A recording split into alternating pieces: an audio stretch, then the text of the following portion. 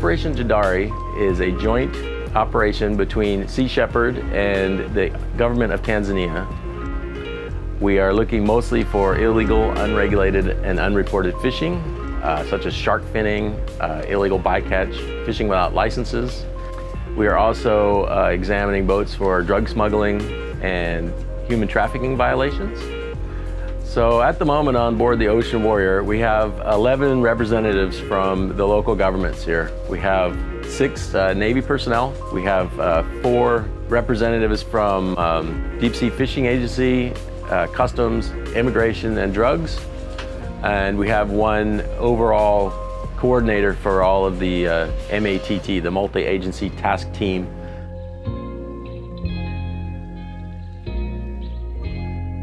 Tanzania's EEZ starts at 12 miles at the national limit and then goes out 200 miles offshore from there. So it's quite a large area that they control, and any vessel fishing within that area or anyone mining or doing any sort of economic exploitation in there has to have the permission of the Tanzanian government.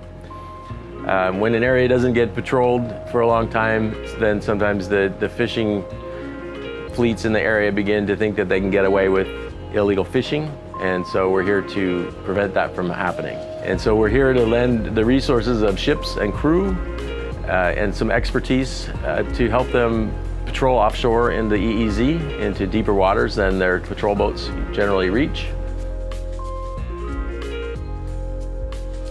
Sea Shepherd is working around Africa and West Africa with several other governments doing similar sorts of joint ventures. We have a campaign going in Liberia, we have a campaign going in Gabon, and now Tanzania is our newest campaign going with the African governments. We have made 2 arrests and examined and inspected 8 vessels in the waters off Tanzania.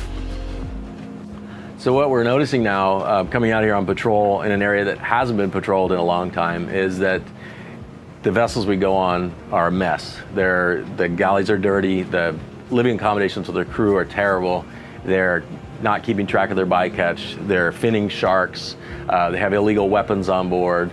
They're basically violating all the rules there are because there hasn't been a strong enforcement presence out here. So we're helping Tanzania bring that enforcement presence out to the EEZ. And I think just by having that presence, we're creating a lot of changes in how the ships are operating out here.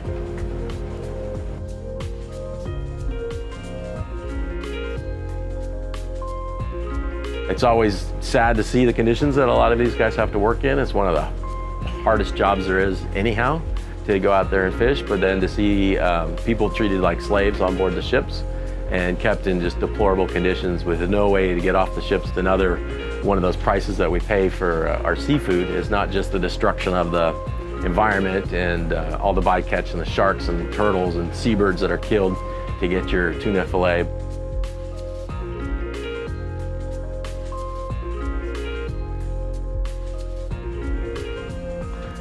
So one of the things I see over and over as you go around the world is that these last wild places, that we tend to treat them as piggy banks to be smashed and robbed of their riches, rather than treating them as the vital organs of the earth is what they need to be treated as. And we need to take care of it so that the earth can continue to sustain us. And we can see here the way this is operated is just greed is the main thing.